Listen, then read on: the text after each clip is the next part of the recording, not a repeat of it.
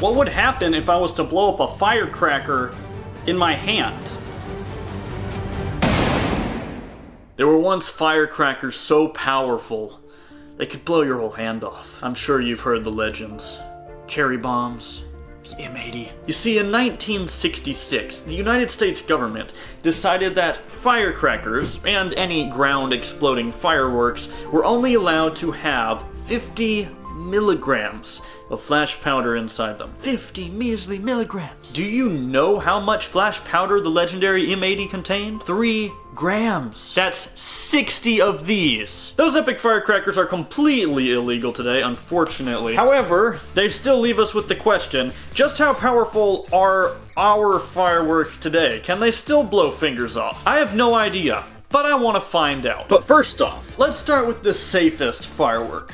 The humble sparkler. At least, we would think it would be safest because we give them to small children to go run around and play with. You might be surprised to learn, these suckers actually burn pretty freaking hot. And honestly, probably cause eye damage too. That is very bright to look. Jeez, that is bright to look at. I forgot how bright these things were. Did you know that sparklers burn at a temperature of up to 3,000 degrees? Fahrenheit, of course. That is hotter than this blowtorch. Hot enough to melt steel, for crying out loud. And we give them to tiny children to play with. It's hilarious. I want to find out exactly what would happen if you were to touch that freaking thing to your skin. Without actually doing it, of course, because I don't want to burn myself. That would suck. Introducing the most accurate human flesh facsimile money can possibly buy. Behold, get ready to behold, the raw pig's foot. They sell this at Walmart. Who eats this? I chose this instead of any other type of meat because this still has the skin on it. Any other meat is just like muscle tissue, and that's not going to be accurate to actual human flesh because skin is actually very tough. Theoretically, pig skin is probably a little bit thicker than human skin, but whatever, it'll be fine. This bad boy. Now, in case anybody's freaking out because I'm doing this inside the shop, number one, don't ever do fireworks indoors. I'm an expert. Also, I'm not doing this near anything flammable, and I've got a fire extinguisher right there. Alright. Oh, I'm playing with the sparkler. Oops. I've accidentally burned myself. That doesn't look good. Yeesh. Let's just hold it on there and see what'll happen. Gosh, that is so bright.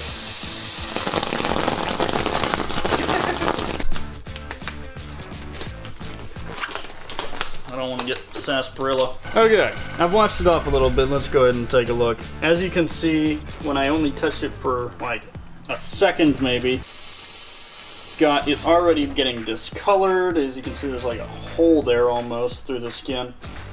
Here again, we've got some serious discoloration. It's totally burning the skin, like charring it, whatever. That would really suck. That would really suck. Look at that. That's all skin. That's interesting. I wonder how thick human skin is. It's probably not quite that thick. Look at that though. Hey, get out! Now, I want to see what would happen if it hit you where you were wearing some clothing. So we're going to stick an old t-shirt over that. Okay. Oh! That's so terrible! Try again. I'm going to just hold it on there now. Oh, jeez. There's like molten metal on it, too. Oh, it's on fire. I didn't realize the shirt caught on fire. It does not take long at all to burn that. Wow. I mean, look at this. Look at this. Even the ones where I just touched it for like a second, it burns right through that shirt. Sparklers are terrifying. So, takeaway on sparklers. They're dangerous. If you didn't know that, now you know. How dangerous? I mean, basically, just keep in mind that when you hand your kid a sparkler, it's the exact same thing as handing them a blowtorch. Go have fun. The human finger substitute we're gonna try to use is hot dog. To be specific, Smokies. Smoky. Are these exact human finger replicas? No, they're not. They've got no bones, and their outer skin is a lot softer than actual human skin. If I press my fingernail into my thumb, I don't actually break the skin. If I press it into the hot dog, I do break the skin. So it's not gonna be exact, however, it will give us a decent idea. It's like fleshy. First thing we're gonna do is just stick the firecracker in the middle and sort of sandwich the fingers around it. This is going to simulate holding it in your clenched fist, which is the worst case scenario. Just like that. The firecracker is encased in fingers, gripping it tightly, like a fist. This will be interesting.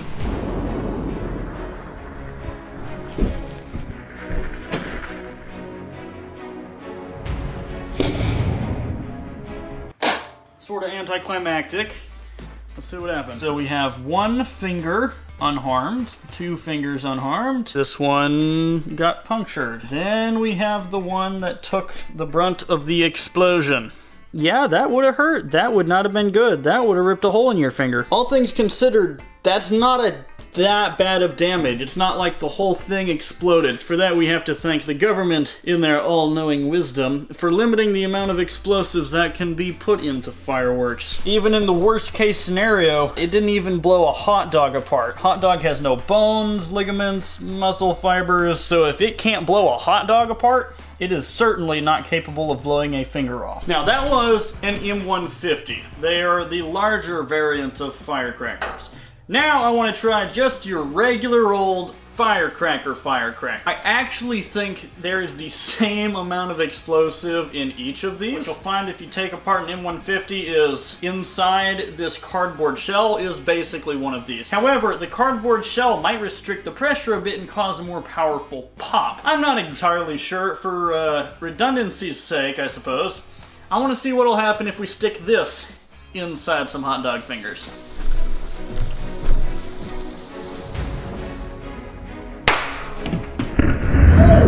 Goodness! What? That was way more powerful than the M150. Look, we've got a dismembered thing. Oh gosh, this one's almost completely ripped off. This one's ripped in half. Finger on the floor. Here's another bit of finger on the floor. What? Okay, well, why did that happen? I don't know. Maybe these just have more powder in it. Maybe the hot dogs were packed around it tighter, allowing it to build up more pressure. At any rate, I have to recall my earlier conclusion, which is that a firecracker can't blow your finger off. Not only did it rip them apart, which granted, ripping a hot dog apart isn't that hard to do, but it also blew them off the table, which means there's a fair amount of force there. If you grabbed one of these, clenched it in your fist really tight, yeah, I think it could blow a finger off. Not actually a finger off, like, because, you know, there's bones and stuff that it wouldn't be able to break, but it would put some real big holes in your fingers. When I close it in my fist, all of those superheated gases are trying to expand to get away. Those gases have nowhere to go in my fist, which means they're gonna build until they're so powerful that they are more powerful than my hand. But what if they could escape immediately? This is the difference between gunpowder burning in the open. This is the exact same amount of gunpowder as this, versus gunpowder in an enclosed space. Makes you think. I want to try it. Just set it right on top.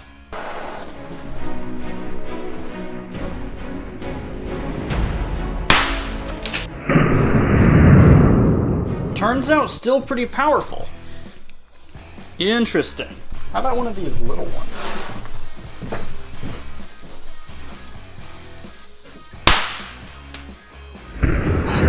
Interesting. Before, the little one did the most damage when it was duct taped together.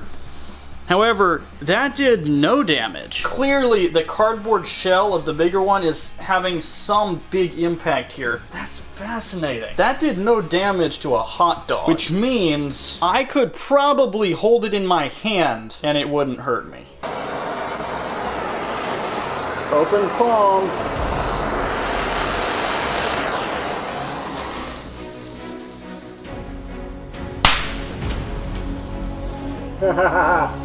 Didn't even feel it. Because the welding glove is made of thick leather, which it's not going to break, and it's got insulation in it, so it's not going to get too hot. I wonder.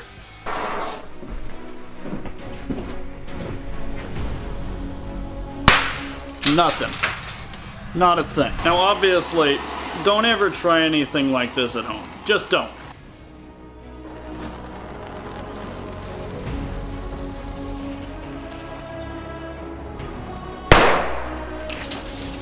Yep, nothing. Can just feel a pop in my hand. Most people don't realize that smoke bombs are actually kind of dangerous. How can that be, you ask? It's just blowing smoke, you say. Well, yeah, but to produce that smoke, it burns a compound. Burning that creates a jet of really hot, well, flame, and very hot gas firing out of that hole in the top. You don't want to hold on to these. The outer shell also gets quite hot, and, of course, it's a jet of hot gas. I'm gonna light it, I'm gonna wait for the flame to go down, and I'm gonna try to burn this cardboard with just the smoke.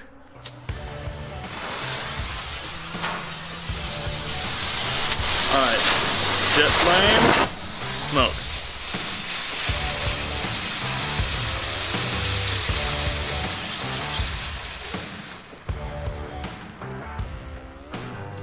Oh yeah, wow. Glove is even hot. Look at this. Didn't burn through it, but I wonder, is that, oh yeah, look at that. That is all charred right there. That's just ash. And that's after the jet flame. The jet flame obviously is really hot because it's flame. Pig flesh versus smoke bomb. Here we go. Oh geez, that's hot. Ow, that's so hot. Holy goodness, even just the bits flying off, hitting my arm are super hot. I've got it a bit cleaned up, as you can see. That area is totally discolored, getting cooked. Yeah, that would really not be great if that was your skin. Hot dog. Oh gosh. Holy jeez, that's hot, that's hot. That is so freaking hot. Oh man, jeez. Yeah, tip of my finger here is burned. Reckon that's pretty conclusive. The hot dog is charred. Be careful with smoke bombs. Don't ever hold them in your hand. Gosh, my finger hurts. I literally burned it. Be careful with smoke bombs. They're not totally safe. Now, it's worth mentioning that in other countries, you can still get super powerful fireworks. You can still get M80s. You can get them more powerful than M80s. I think they're legal in Mexico still, so some still get smuggled in. They are totally illegal. It should be known. I don't know what the penalty is. I can't get my hands on any, nor would I want to, because, again, illegal. But I will show you a video I found that compares the humble M150 to the legendary 180. Oh my goodness, guys. It's sort of an urban legend that M80s are equivalent to a quarter stick of dynamite.